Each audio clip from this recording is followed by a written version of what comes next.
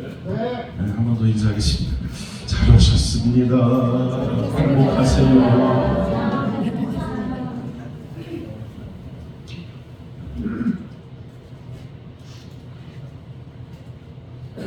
사랑하는 백명수 권사님, 이렇게 나와주시고 저한테 먹고 싶은 것도 한번 주셔서 감사합니다. 여행 잘 다녀오셨어요? 한번 보세요. 김태훈 마사님 잘 다녀오셨지? 집집마다 별일 없으시죠? 네.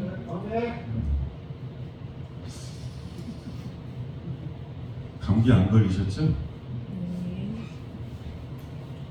걸렸시오?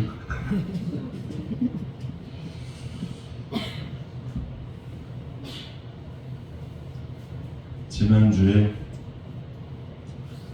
하나님과 소통이 잘 돼야, 그래야 형통한 인생을 살 수 있다 말씀을 전했습니다.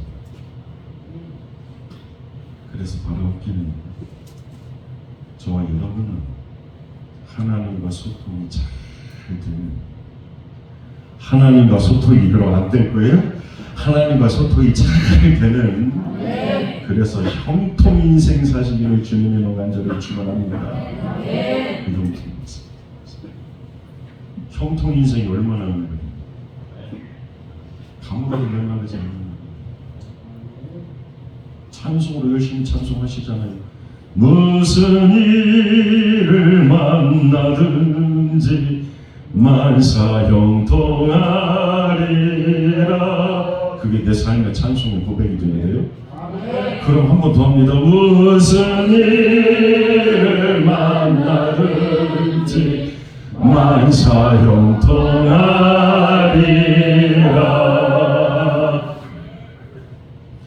하나님, 우리 사랑하는 승천교회 성도들 모두가 무슨 일을 만나든지 만사 형통하게 해 주시옵소서. 오늘 본문은 느부갓네살 왕이 꾼 꿈을 해몽하는 내용이죠. 느부갓네살 왕이 꾼 꿈의 내용이 이렇습니다. 신상 띄워주세요. 거대한 신상이 등장을 합니다. 보이시죠? 그 신상의 머리는 금입니다. 가슴과 팔은 은입니다. 배와 널쩍 다리는 노쇠입니다. 무릎 아래는 쇠로 되어 있고, 발은 진흙과 쇠가 섞여 있는 아주 희귀한 모양을 하고 있습니다. 그런데 갑자기 돌 하나가 날라와서 그 거대한 신상을 부서뜨리고 그 돌이 온 세상을 가득 채운 그런 꿈입니다. 다니엘이 이 꿈의 내용을 해몽하지요. 금으로 된 것은 그 신상을 보이는 느부갓네살 왕을 상징하고, 나머지 부분들은 앞으로 세상에 새롭게 등장하는 나라들에 대해서 말합니다. 그런데 앞으로 세상에 등장하게 될 나라들에 대해서는 아직까지도 그 나라들이 어떤 나라들인지에 대해서는 성경학자들의 의견이 분분합니다. 그러나 그 나라들이 어떤 나라들을 의미하는 것이든 간에 분명한 건 느부갓네살 왕의 꿈에 나오는 그 꿈에는 하나님의 두 가지 메시지가 담겨져 있습니다. 그건 첫 번째로 이 세상 나라가 꿈에 나오는 것처럼 그 신상처럼 제 아무리 웅장하고 화려해도 결코 영원할 수 없고 결국에는 무너질 수밖에 없다는 것이고, 다른 하나님께서 세상 나라를 심판하시고 영원한 하나님의 나라를 다시 세우실 것이라는 그런 메시지인 거죠. 제가 오늘 이 본문 말씀을 묵상하다가 이 거대한 신상으로 상징되는 세상 나라와 관련된 두 가지 사실을 발견하게 됐는데, 그 첫 번째는 그 거대한 신상의 기초가 부실하다는 겁니다. 그래서 본문 31절 말씀을 보세요. 이렇게 말씀하죠. 왕이여 왕이 한 큰 신상을 보셨나이다. 그 신상이 왕의 앞에 섰는데 크고 광채가 매우 찬란하며 그 모양이 심히 두려우니, 그렇게 말씀합니다. 크고 그 빛이 찬란하고 그 모습이 심히 두려움을 느낄 정도로 대단한 위엄을 가졌습니다. 그러나 이어지는 32절 33절 말씀을 보면 이렇게 말씀하고 있어요.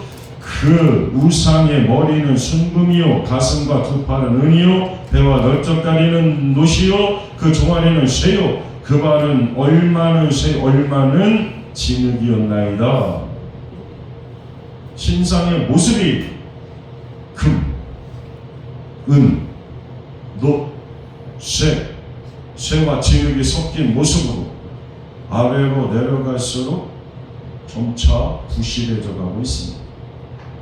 사실 이 거대한 신상을 떠받치려면 무엇보다 가장 기초적인 발이 다른 그 어느 부분보다 더 튼튼해야 되는데, 그런데 이 신상의 발은 서로 섞이지 않는 쇠와 진흙으로 만들어져 있다고 그렇게 말씀하고 있잖아요. 그 기초가 얼마나 부실한지 모릅니다. 겉보기에는 거대하고 화려한데 그 기초가 너무나 부실한 이 신상의 모습을 보면서 세상에 그동안 무너졌던 건물들이 제가 떠올랐습니다. 1995년도에 삼풍백화점이 무너졌습니다. 그래서 1,500명 가까운 사상자를 냈습니다. 그 안에는 제가 가르쳤던 아이도 있습니다. 당시 이 백화점이 명품을 비롯한 최고급 브랜드를 판매하는 우리나라에서 가장 화려한 백화점이었는데 기초 부실 공사로 붕괴돼서 많은 사람들이 죽고 다치는 그런 비극적인 사건이 일어났습니다. 그리고 몇 해 전에요, 우리나라 초일류 건설사에서 짓는 아파트가 통째로 무너졌습니다.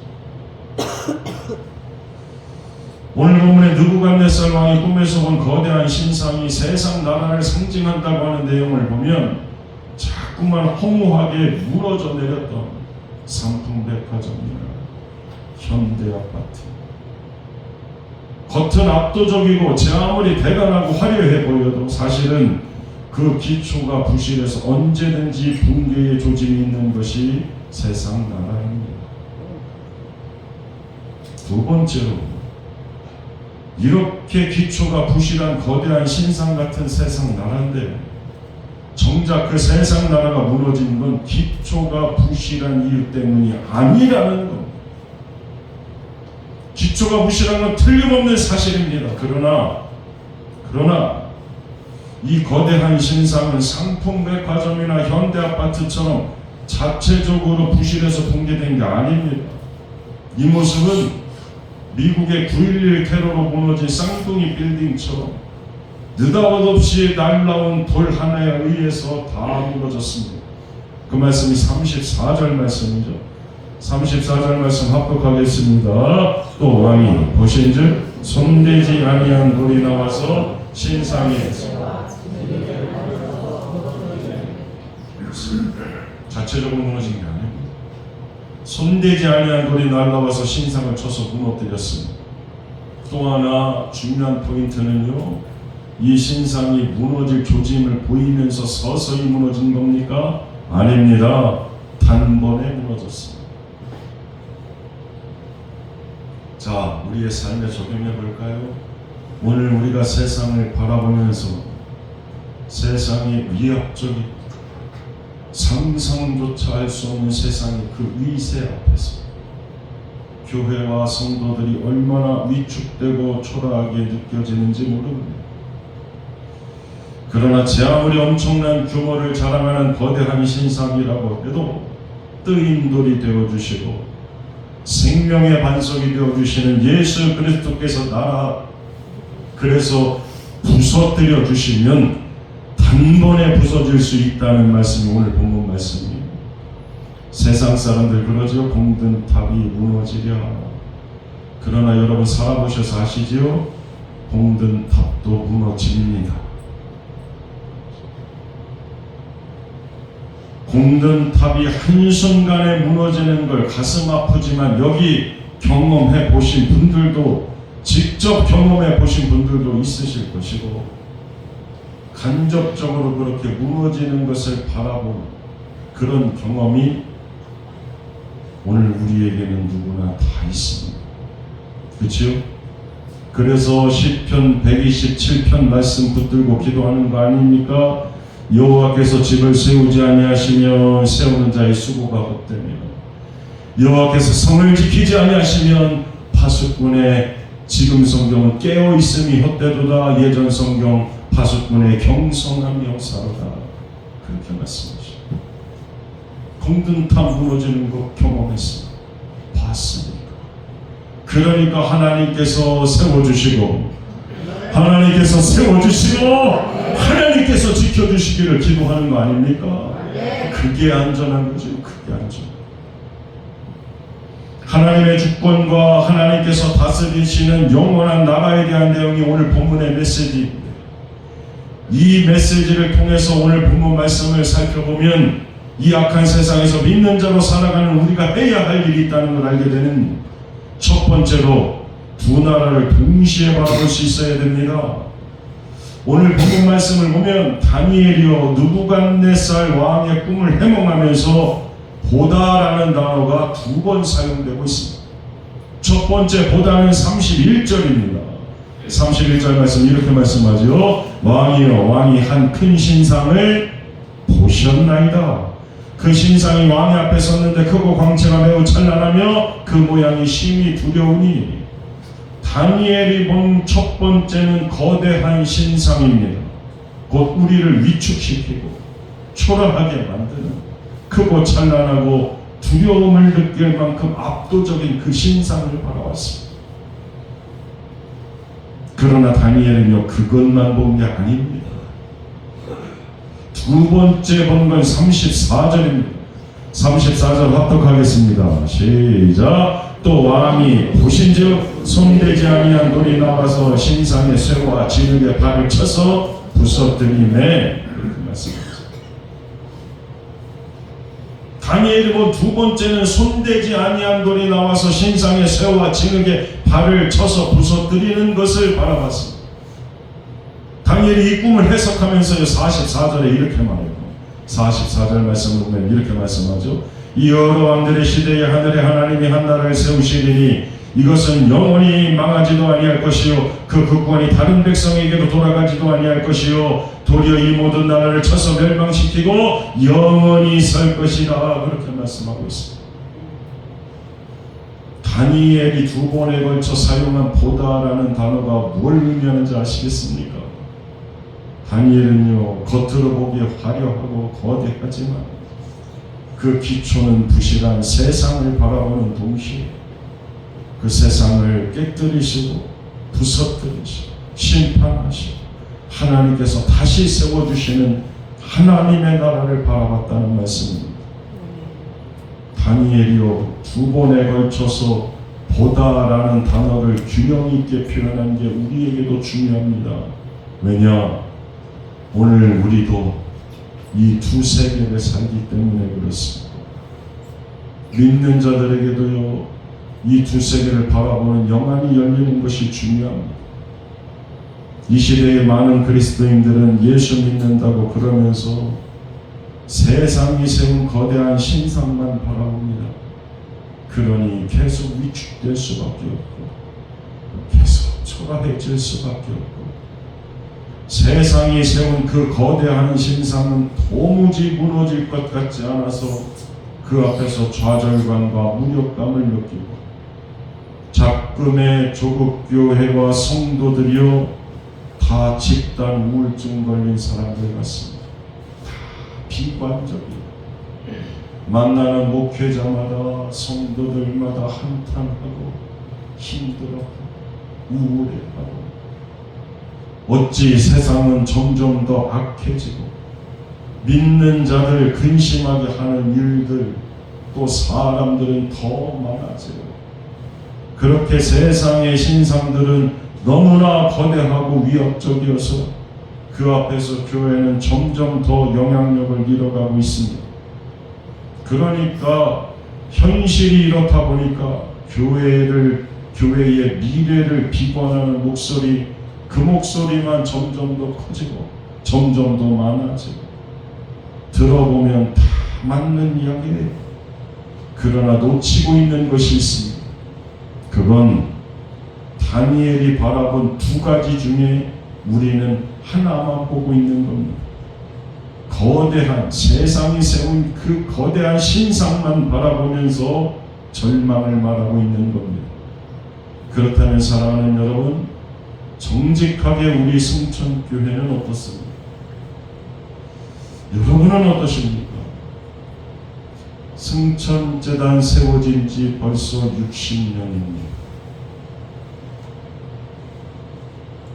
우리 승천교회 이 시대에 어려워진 그런 다른 교회들과 사실 별반 다르지 않습니다. 마음 아프지.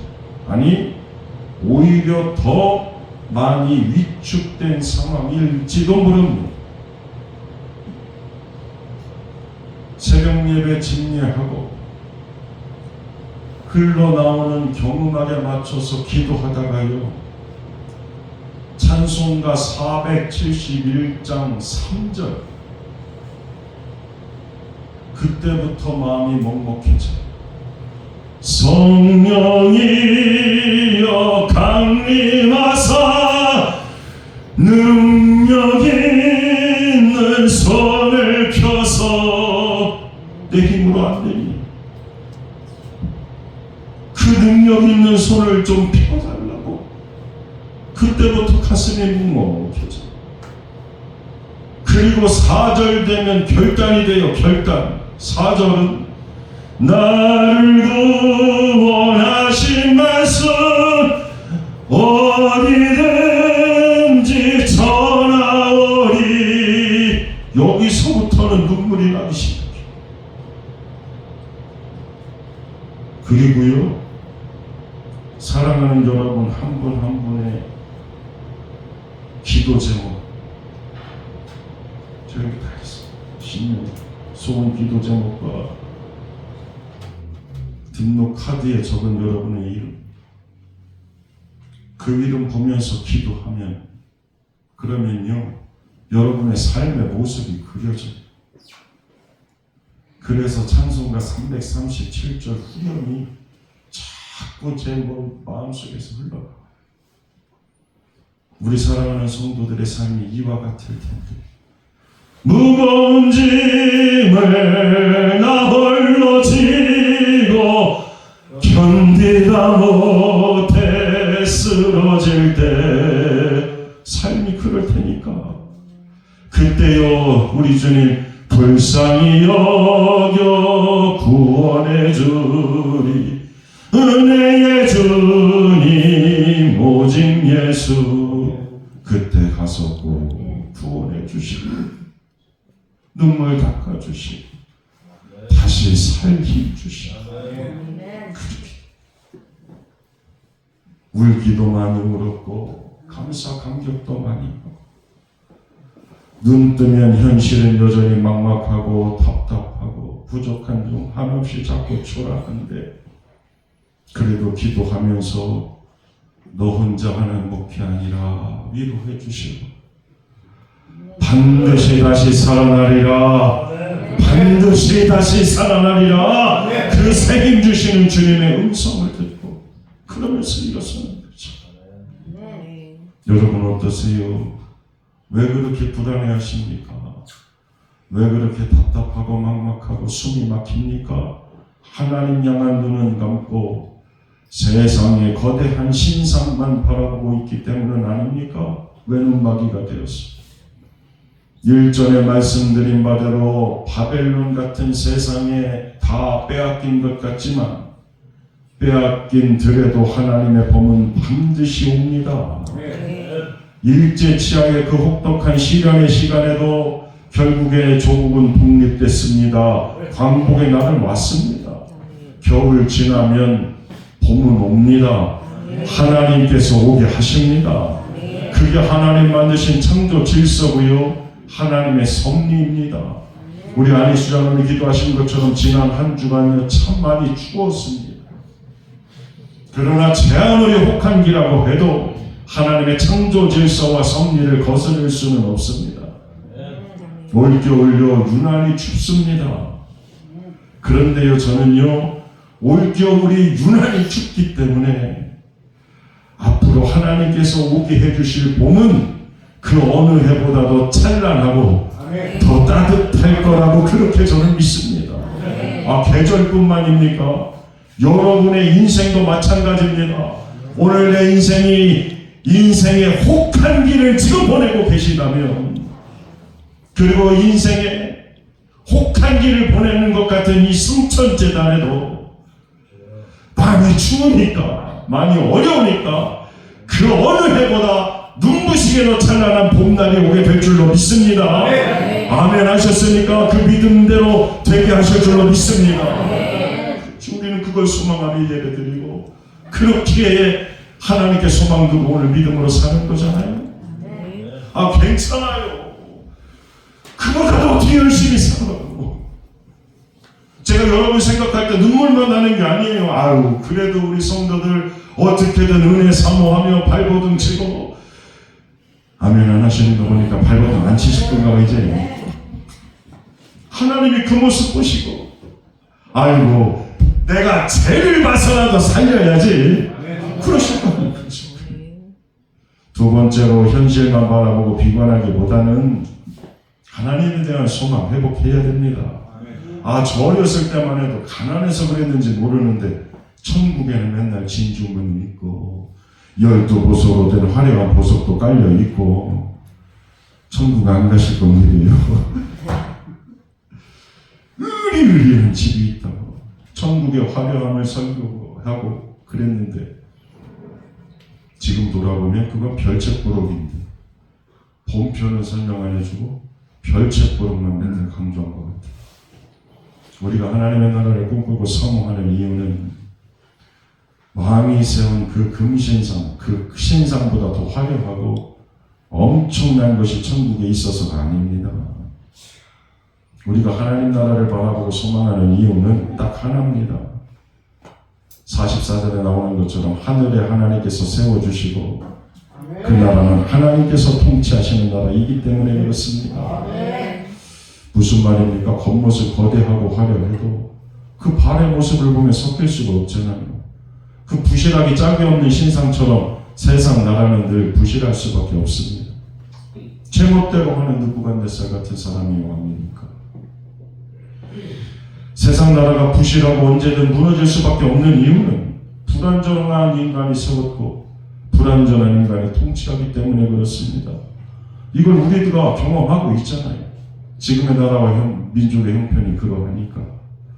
선거 때마다 이 한 몸 다 태워서 나라 살려낼 것처럼 구호 외치고 표를 구했던 그 정치인들이 막상 당선되고 나면 시간 얼마 지나지 않아서 공금 횡령하고 각종 비리를 저질러서 부끄러운 모습으로 언론에 등장하는 일이 얼마나 비일비재합니까? 그래서 실망하고 그래서 상처받는 일 너무나 많잖아요. 그럼 교회라고 예외입니까? 아닙니다. 목회자 때문에 함께 신앙생활하는 성도들 때문에 그래서 하나님 만나고 하나님 예배하러 나오는 교회 정작 하나님은 만나지도 못하고 사람 보고 사람 때문에 실족하고 상처받아서 교회 떠납니다. 누구 잘잘못 떠나서 이 땅의 교회는 늘 이런 아픔과 실망과 상처가 끊이지 않습니다. 오늘 우리가 느부갓네살 왕의 꿈을 살펴보면서 하나님 나라에 대한 기대를 다시 회복해야 되는 이유가 바로 여기 있는 겁니다. 그 이유는 하나님 나라는 연약한 인간이 세우고 통치하는 나라가 아니라 전지전능하시고 완전하신 하나님께서 세우시고 그 하나님께서 통치하시는 나라이기 때문에 그렇습니다. 결코 우리를 실망시키시지 않으시는 하나님, 공의로 다스리시는 하나님, 그 하나님이 다스리시는 나라니까 현실의 삶이 어렵고 힘들어도 세상에 억울한 일 당하고 상처받아도 그래도 하나님 나라를 기대하며 살 수밖에 없는 거죠. 그래서 우리 신앙의 선배들은 저 하늘에 이상한 구름만 떠도 우리 주님 오시는가 해 하면서 그러면서 천국을 사모했습니다. 부족한 종이 다니엘서를 묵상하다가 계속 반성하고 회개하는 게 한 가지 있습니다. 그게 뭐냐? 성경은 우리에게 하나님 나라를 말씀해 주시고 그 나라를 소망하라고, 그 나라를 바라보라고.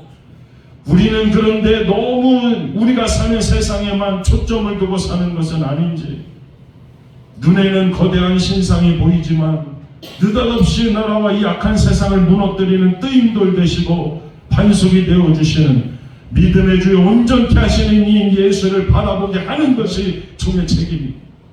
그게 올바른 신앙생활인데, 그런데요, 그럼에도 불구하고 담임 목사라는 자리는 늘 성도들의 현실을 보게 되는 자리입니다. 그래서 어느새 마음이 약해져요. 그래서 자꾸 땅에 위로만 하게 됩니다. 목회하면서 하루가 멀다 하고 성도들의 이런저런 사정 얘기를 듣습니다. 어느 집사님 아프고 어떤 어려움, 어떻게 속을 씁니다. 어떤 누구 사이에 문제가, 어떤 성도가 질병에 걸려, 어떤 권사님 편찮으시다, 어떤 가정이 어려움을 겪고 사업이 힘들어지고 장사가 안 되고 누가 소천하시고 힘들고 어렵고 답답하고 막막하고 그 아픈 소리가, 그 힘든 소리가 끊임없이 들리니까 현실적으로 말씀 전하면서 이 말씀 듣고 힘내세요. 하나님이 긍휼히 여겨주십니다. 위로해 주시고 눈물 닦아주시는 주님 바라보고 다시 일어서세요. 그렇게 위로할 수밖에 없는 일입니다. 하나님 나라에 대한 소망 가지고 비록 이 발은 이 땅을 디디면서 살지만 눈은 하나님 나라를 바라보고 소망하며 그렇게 찬송의 고백처럼 저 높은 곳을 향하여 날마다 나아갑니다. 이게 진짜인데, 이게 진짜인데. 그렇게 하나님 세우시고 통치하시는 나라를 꿈꾸고 바라보고 소망하는 것이, 그것이 참 신앙입니다. 그것만큼 잊어버리시면 안 돼요. 일전에 소개한 암살이라는 영화를 보면요, 일본의 고위 장교와 민족의 피를 빨아먹는 친일파를 죽이면서 처단하면서 저 둘을 죽인다고 독립이 되나? 라고 그렇게 묻는 대사가 나와요. 그 질문에 독립투사가 이렇게 대답을 합니다. 우리 만주에서는 지붕에서 물이 새거나 벽이 부서져도 고치지를 않았어. 곧 독립이 되면 고향으로 돌아가게 될 텐데 뭐하러 고치겠어? 이런 동문서답 같은 대답을 하고요, 이어서 이런 말을 해요. 저 둘을 죽인다고 독립이 되겠느냐고. 모르지. 그치만 알려줘야지. 우리는 이렇게 계속 독립을 위해서 싸우고 있다는 것을. 영화를 보고 난 다음에 한참의 세월이 흘렀는데 그때도 그랬지만 지금도 저는 그 대사가 계속 귀에 맴돕니다.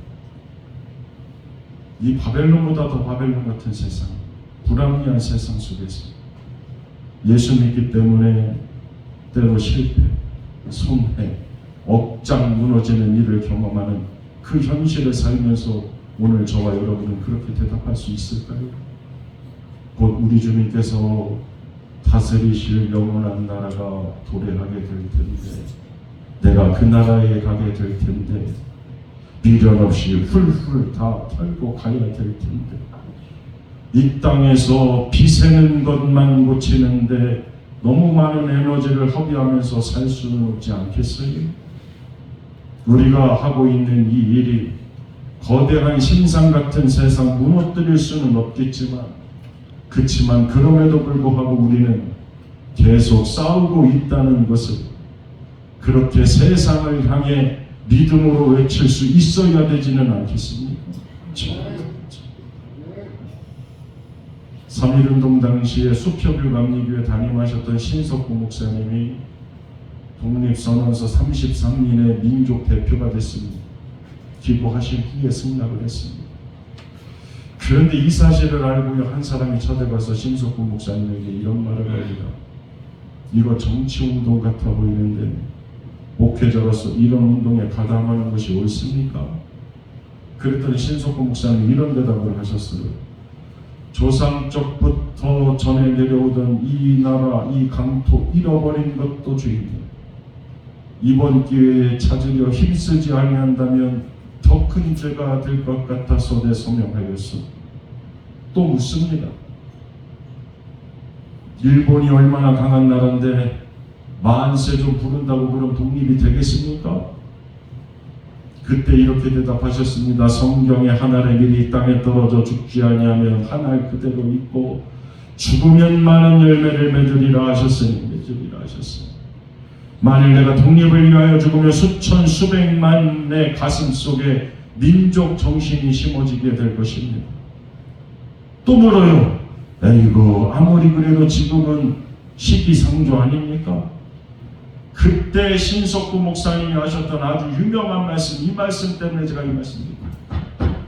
나도 이런 줄은 압니다. 그러나 나는 독립을 거두러 가는 것이 아니라 독립을 심으러 가는 겁니다. 그렇게 되셨습니다. 언젠가 설교 준비하다가 초저녁에 잠들었는데 저녁 12시쯤 돼서 설교 준비를 하기 위해서 다시 깨게 됐어요. 마무리를 하는데 새벽 2시쯤에 고래고래 소리 지르는 것이 들려요. 그 소리가 아직 앳된 청년의 소리 같았는데 술에 취해가지고 얼마나 큰 소리로 절규를 하는지 그 절규가 아주 제 귀에 또렷하게 들리더라고요. 아씨 나 좀 내버려두라고. 왜 맨날 나만 이러느냐고. 왜 맨날 나만 갖고 그러느냐고. 그 절규를 듣는데 설교 준비하다 얼마나 마음이 아프든지. 그야말로 앞날 창창한 그 청년의 그 절규는 좀 내버려두라. 왜 나만 듣고 이러느냐. 왜 나만 이렇게 안 되느냐. 왜 나만 이렇게 어려워. 하나님께서 왜 저에게 저 청년의 절규를 들려주셨을까 생각하다가 하나님이 꼭 이렇게 말씀하시는 것 같아요. 아들아, 네가 세상의 거대한 신상만 바라보는 외눈박이가 아니라 네가 그래도 진정 나의 종이라. 좌절 많고 상처 많고 절망 가득한 세상 살아가는 저들에게, 그렇게 힘들게 오늘을 사는 저들에게, 새벽 2시에 얼마나 아프면 그렇게 술 취해서 절규하는 그런 청년들에게, 그런 이들에게 네가 보고 있는 다른 한 세상 나라를 능히 부서뜨리는 예수 그리스도를 전하고 그리고 보여줘야 될 책임이 너에게 있는 거 아니냐. 그래서 바라옵기는 하나님 나라를 바라보며 계속 싸우고 있다는 것을 보여주겠다는 결단을 가지고 거대한 신상 가득한 세상에 느닷없이 날라와서 부서뜨리는 뜨임돌 되시는, 반석 되시는 예수님 바라보고 그 소망의 예수 그리스도를 전하는 복음 증거자의 사명 충성스럽게 감당하는 이 시대의 다니엘이 제가 되고 여러분이 되고, 남들 다 어렵고 힘들다 말할 때 회복이 되고 부흥이 되는 그 역사의 중보이 되는 우리 승천재단이 될 수 있기를 주님의 이름으로 간절히 축원합니다. 그래서 오늘도요, 기승전 하나님 나라, 아멘이 될 때까지 할 거예요. 다 떠나서 기승전 하나님 나라, 기승전 하나님께 영광, 기승전 하나님의 역사, 기승전 하나님의 은혜, 오늘도 나의 입술의 모든 말과 나의 마음의 묵상이 하나님께 온전히 연락되길, 그리고 하나님께만 연락되는 게 아니라 세상에 전파될 수 있기를 주님의 이름으로 간절히 축원합니다. 그 사명 감당하는 자에게, 성령 충만한 자에게 권능 주시는 거예요. 그 사명 감당하는 자에게 생과 능력 주실 줄로 믿습니다. 그 힘 받아서 세상 한복판에 십자가 국이 딱 꽂을 수 있는 그런 저와 여러분이 될 수 있기를 주님으로 간절히 축원합니다. 기도하겠습니다. 전능하신 하나님, 우리를 오늘 이 땅에 남겨두시고 살게 하시는 목적 분명히 깨달아 알게 하여 주옵소서. 세상의 거대한 신상만 바라보며 그 앞에 굴복하지 않게 하여 주시고, 믿음의 영안이 열려서 하나님 나라를 바라보며 천국의 소망 가지고 기름 등불 들고 예비했던 슬기로운 다섯 처녀처럼 근신하여 깨어있게 하여 주옵소서. 세상에 전염병 창궐하고 전쟁의 소문 가득하지만 살 길은 오직 예수 그리스도에게 있음을 믿습니다. 바벨론 한복판에 하나님께서 세워주신 다니엘처럼 오늘 우리도 이 시대에 쓰임받는 종 되게 하여 주시고, 이 시대에 쓰임받는 승천제란 되게 하여 주시옵소서. 아멘으로 받사오니 그 믿음대로 되게 하여 주옵소서. 감사드리는 예수님의 이름 받들어 간절히 기도하옵나이다. 아멘.